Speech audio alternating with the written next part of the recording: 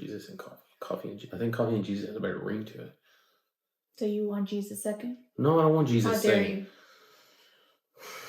you? Or why? Teachings on murder and anger. We're starting off again with verse 21 where we left off last week. Yeah. So I'm going to go ahead and start reading then. Okay. Ye have heard that it was said by them of old time, thou shalt not kill, and whosoever shall kill shall be in danger of the judgment. But I say unto you that whosoever is angry with his brother without a cause shall be in danger of the judgment. And whosoever shall say to his brother, Raka, shall be in danger of the council. But whosoever shall say, thou fool, shall be in danger of hellfire. We know that we should not murder, right? Therefore... Why are you shouting? Therefore... Again, anyone who said to a brother or sister, I don't know what Raka means, but I tell you that anyone who is angry with a brother or sister will be subject to judgment.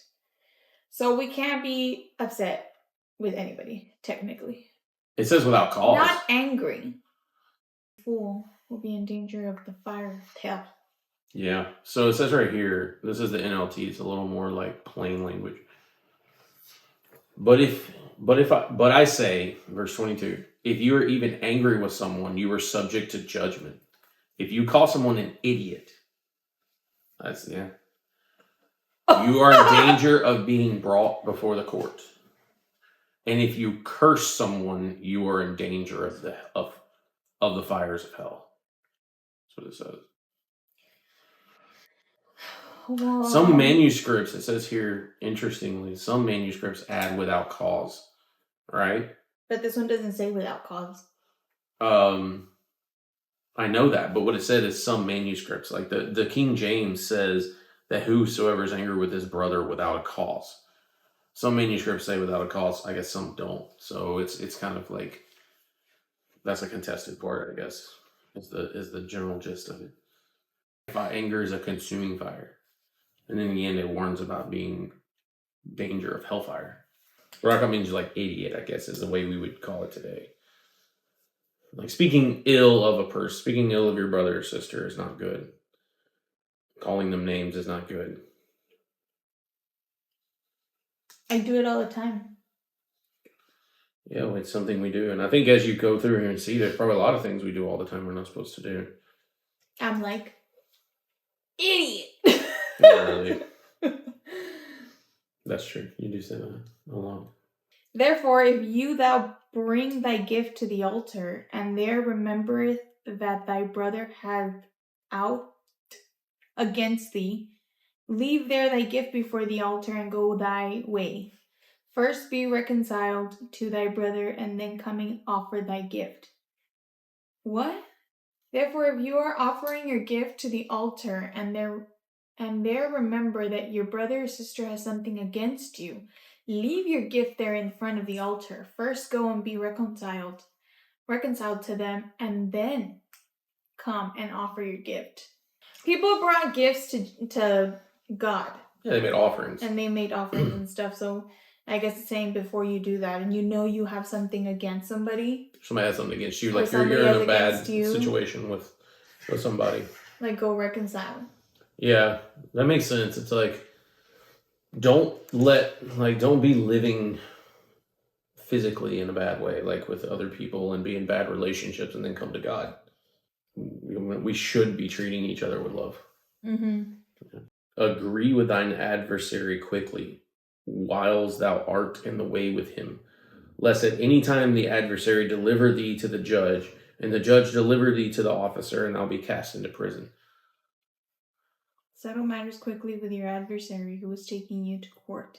Do it while you are still together on the way, or your adversary may hand you over to the judge, and the judge may hand you over to the officer, and you may be thrown into prison. Truly, I tell you, you will not get out until you have paid the last penny. When you go to court with your adversary, settle your differences quickly. What's court and adversary? What does that mean? Court is like court. Yeah, but what is adversary? Adversary is a person that you have a problem with your adversary, like your enemy. So go and try to fix it. Yeah, and it says, settle your differences quickly. Like, don't let things fester. Like grudges. Mm-hmm. Ye have heard that it was said by them of old time, Old time. I like the way it says that. Of old time. Like, okay, boomers.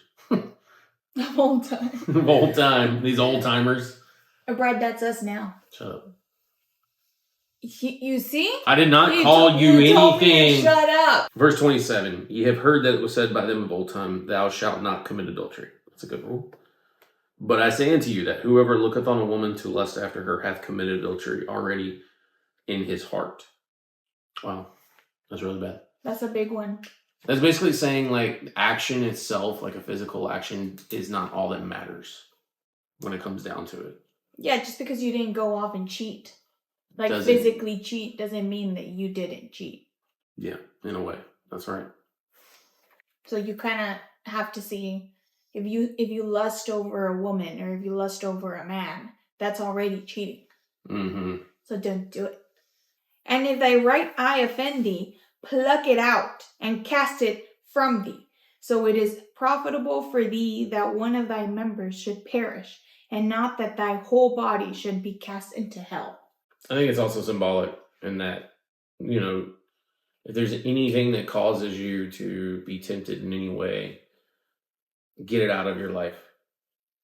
Yes. You know what I mean? Like, it's better to get rid of that one person, or if it's a person or whatever it is that's causing you to thing. Yeah, or thing, and better to get it out of your life. That way, you know, that can be gone before it endangers your whole self, your whole person, your whole spirit. And I think that's what it means. And I think we can apply that across the board to a lot of things. You know, it's like, if one thing is a problem, if there's a person, even if it's beyond what we're talking about here with the temptation, if it's going into even like friendships, and you know, one person's doesn't, you know, is not good to be around, things like that. Like, maybe it's better that you in that relationship with somebody. Mm-hmm. It just makes more sense than to potentially put yourself in a bad position. And it goes on in verse 30 to say, if thy right hand offend thee, cut it off and cast it from thee. For it is profitable for thee that one of the members should be perished, and that the whole body should be cast into hell. Same language here. It's just basically, if there's any part of you, part of your community, part of anything that's bad for you, causing you to fall into sin, it needs to go. And it needs to get out. You know what it is. You know who these people are. You know what it is. You know the people. You know the thing. You know the action. You know what it is. All of these things that are not good for you, you need to let them go. Yeah. It had been said, whosoever shall put away his wife, let him give her a written of divorcement. But say unto you, that whosoever shall put away his wife, saving the cause of fornication, causeth her to commit adultery, and whoever shall marry her that is divorced committeth adultery. I don't get that part. Marriage is forever. It says, it has been said, whosoever shall put away his wife, let him give her a written divorce. So he's saying what people are saying. Right? Like, if you just want to get rid of her, make sure you give her a divorce. That's what he's saying people are saying. And then he says, but I say unto you, that whoever puts away his wife, unless she commits adultery. Or he. Yeah, we can use that interchangeably here. But what does saving for the cause of fornication mean? Except. Use the word, change the word saving for except. Because in that, it says unless.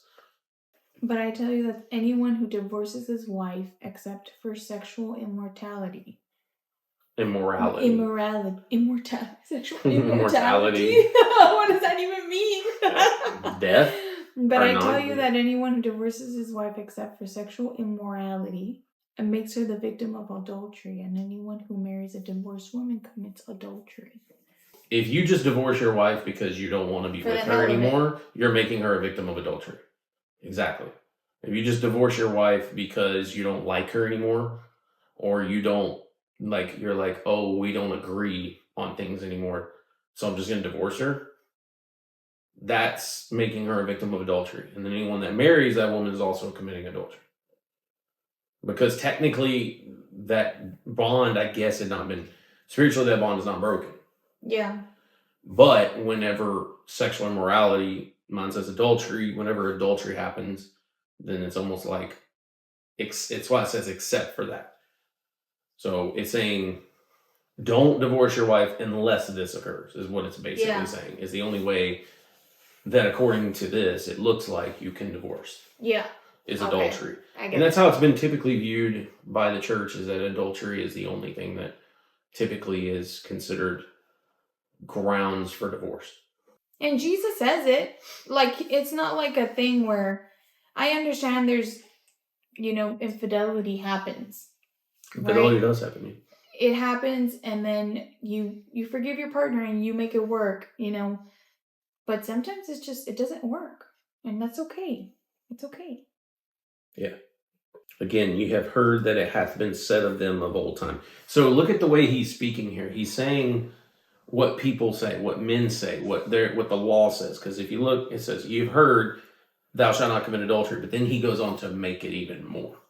It has said, don't divorce your life, or don't give up your wife without giving her a divorce. And then he goes on and speaks further about, I'm saying that you shouldn't. And then now he's saying, again, you have heard of old time, thou shalt not forswear thyself, but thou shalt perform unto the Lord thine oaths. Okay? Do not break your oath, but fulfill to the Lord the vows you have made. That's what people say. Okay? That's what people say. And then we go into verse 34, but I say unto you, swear not at all, neither by heaven, for it is God's throne. But I tell you, do not swear an oath at all, either by heaven, for it is God's throne. But I tell you, do not swear an oath at all, either by heaven, for it is God's throne, or by the earth, for it is his footstool, or by Jerusalem, for it is the city of the great king. And do not swear by your hand, for you cannot make even one hair white or black. All you need to say is simply yes or no. Anything beyond this comes from the evil one. What does that mean? Oath? Like an oath? Like a swear. Like, I swear to you that I took the trash out. And you I didn't. swear, not necessarily. I mean, maybe I did. It's just saying don't. But it says don't swear. Don't swear. We shouldn't be swearing. I mean, I feel like this is one. Don't swear because you don't know. Yeah, or you don't have the power to swear. Is it's that not. What that means? I kind of think so, but also I kind of look at it as like, swear not at all, neither by heaven, for it is God's throne. Like, don't swear to heavens, because it's not really yours to swear on. Does that make sense? I kind of see it that way. Like, why are you swearing on something that's not even yours? Like, don't do that. And then he says in verse 37, but let your communication be yes or no. It's like, all you need to say is simply yes or no. Anything beyond that comes from the evil one. So don't go farther than yes or no. So he's basically saying, Jesus is saying there's implications beyond when we do. So we shouldn't be doing Why this. do you think so, though? I don't know. I don't really have an answer as to why that is, except, like I said, these aren't our things to swear upon. I swear. But see, that's messed up. Most of the men, you messed up. Stars in the sky, I'll be there. You're wrong, You boys don't to men. You don't even own the moon. You don't own the stars. You don't own the sky. That's what he's trying to say. Yep. Like, why are you swearing on things that don't belong to you? And don't swear by your head, because you can't make one hair white or black. So you have no power over the things you're swearing on. Yeah. You have zero power over this. So yeah, that's why he's saying yes or no. Ye have heard that it hath been said, an eye for an eye, and a tooth for a tooth. But he says, Jesus says, that ye resist no evil, but whosoever shall smite thee on thy right cheek, turn to him the other also. But I tell you, do not resist an evil person. If anyone slaps you on the right cheek, turn the other cheek to them also. Don't give vengeance. That's so hard. Yeah, it's extremely hard. It's extremely hard. And if any man will sue thee at thy law, and take away thy coat, let him have thy cloak also. If they take your shirt, give them your coat as well. If anybody forces you to go 1 mile, go with them 2 miles. Give to the one who asks you, and do not turn away from the one who wants to borrow from you. That's hard. These are extreme. Very extreme. Just radical. In that, just from 38 to 42, that's already super deep. Well, I think it kind of just goes to show you how imperfect we are. These teachings are very intense, he's very, the way that we are naturally, again, is the exact opposite of what he's teaching. He just, throughout this whole Beatitudes, he is showing the nature of man to be one that is actually opposite from what he's teaching. Like, resist an evil person. So these people are doing all of these things to you because they are some type of evil.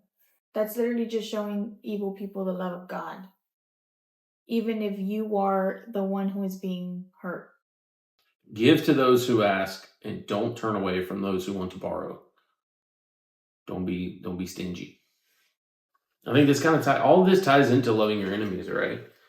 You've heard that it has been said, "Thou shalt love thy neighbor and hate thine enemy." So all of these things he's saying back in 38 when he says, "An eye for an eye and tooth for a tooth." That's where also in verse 43, it has been said, "Thou shalt love thy neighbor and hate thine enemy." Don't love your enemy, hate your enemy, and love your neighbor. That makes common sense. Like, they're your enemy for a reason. Don't love them. But I tell you, the Lord tells you, love your enemies and pray for those who persecute you. And he is, bless them that curse you, do good to them that hate you, and pray for them which despitefully use you and persecute you. Again, here we go. This is all about how we're supposed to treat people who are terrible to us. That seems crazy. It seems illogical. It doesn't make any sense. But then he says, like you had already read, and going back into verse 45, that ye may be the children of the Father which is in heaven.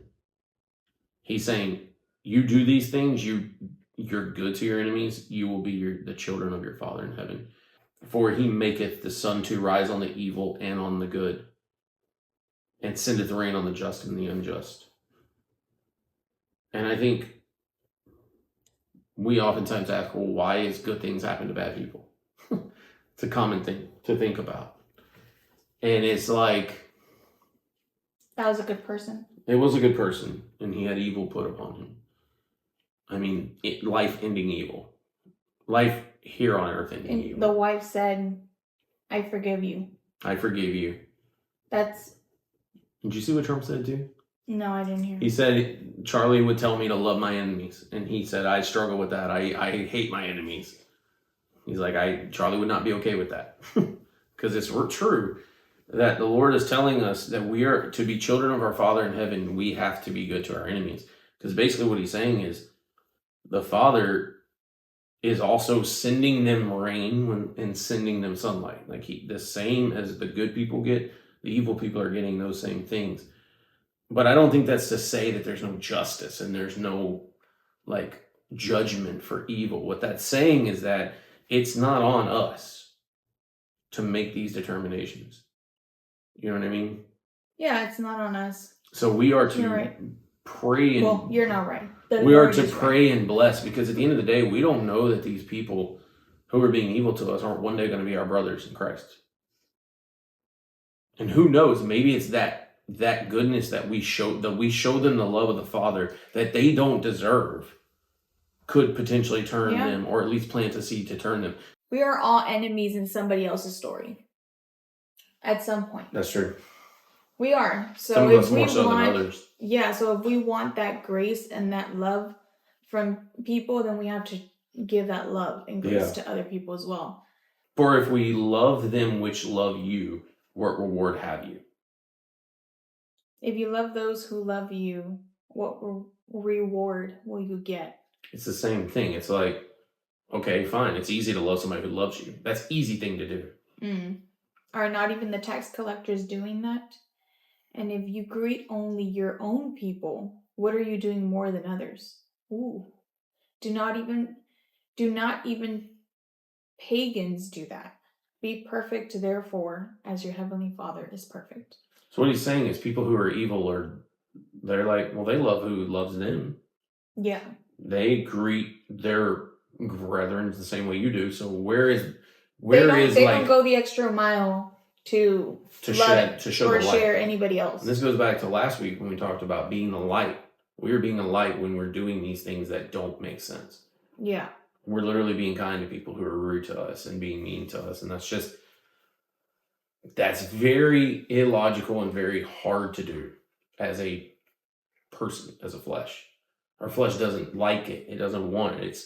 To us, it makes sense. Somebody's rude to you, you be rude back. But that's not what Jesus is saying we're supposed to do here. He's literally calling us out to be children of the Father and to show love in ways that are even to the undeserving. Yeah. And that's a huge thing right there, number 43. Like, he causes the sun to rise on the evil and the good and sends 43? rain. Oh, 45. 45, Sorry. okay, 45. He causes the sun to rise on the evil and the good and sends rain on the righteous and the unrighteous. So it's like, why do bad things happen? Like you said. Like, that's a huge one right there. I don't know why it's sticking out to me. We live because we live in a world that says you do good, you get good. But it's not like that. Well, it doesn't work on our limited understanding. Because we think if we're good people, then good things should happen. Exactly. Or if you're a bad person, then bad things should happen. But that's not how God sees us. God sees us as everybody's getting the sunrise, and he sends sun and rain to everybody. No matter who you are, no matter how you're doing, no matter what you've done in your life. Like, God is equal to everybody. That's huge. You don't think that's huge? No, of course I think it's huge. Because the reason why I'm saying this is because a lot of people say, like, I don't follow God anymore because this horrible thing happened to me and there's no God. Or my favorite that I hear oftentimes is, well, I don't do that because there's a person who goes to church who did this to me. There's also a saying that Christians say a lot, or religious believers say a lot, that the more you follow God, the more the enemy attacks you.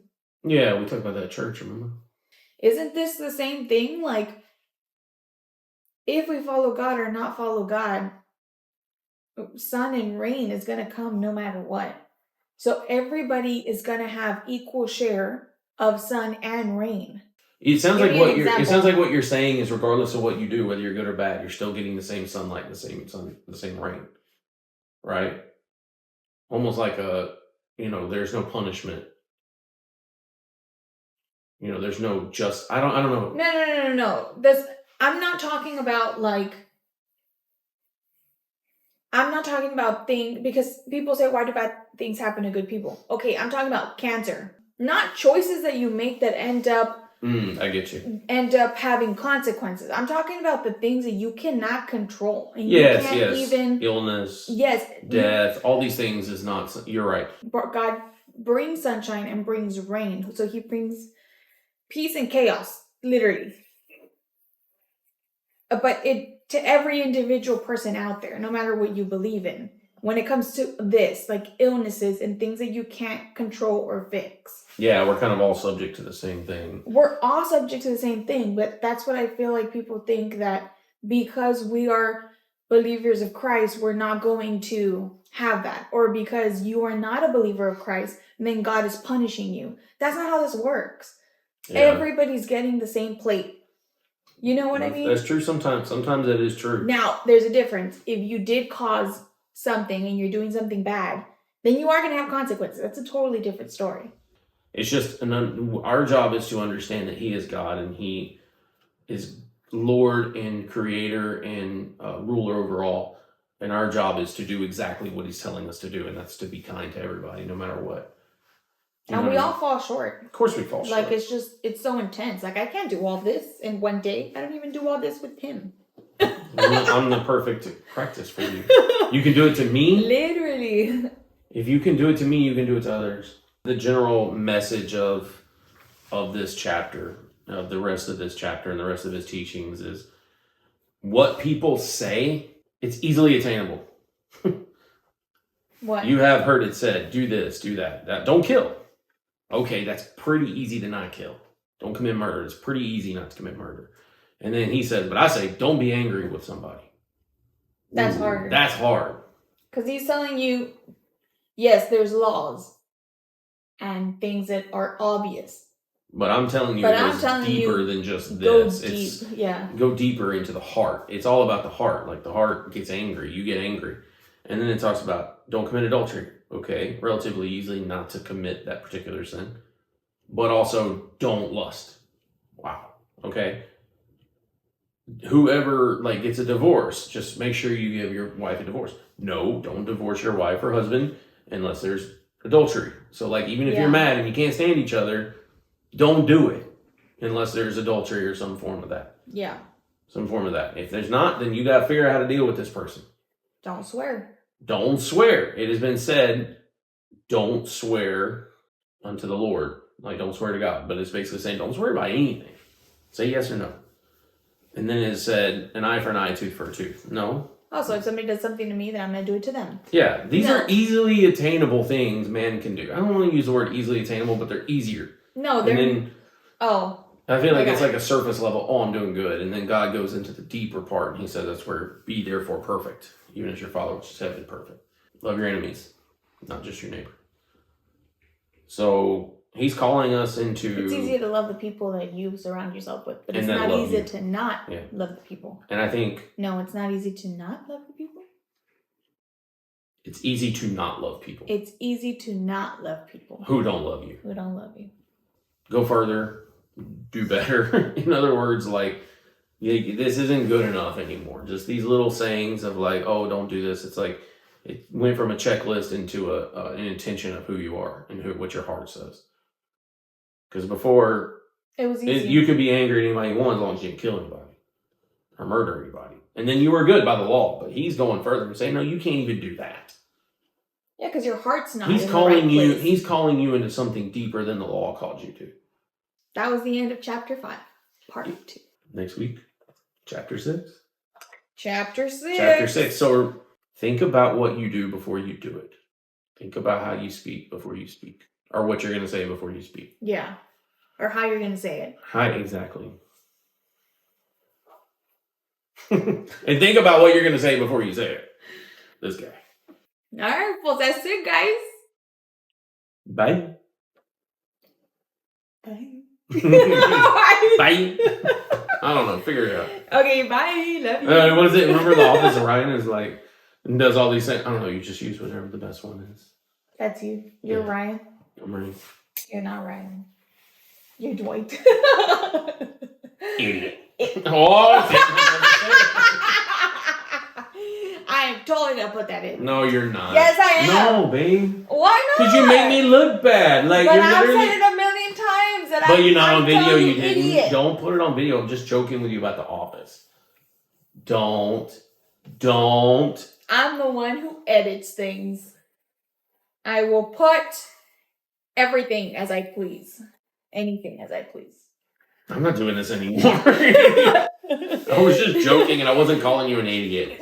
People are going to think... This entire conversation, we literally just talked about what to do and what not to do, and we're doing all the wrong things. I was not. I was just joking. I quit.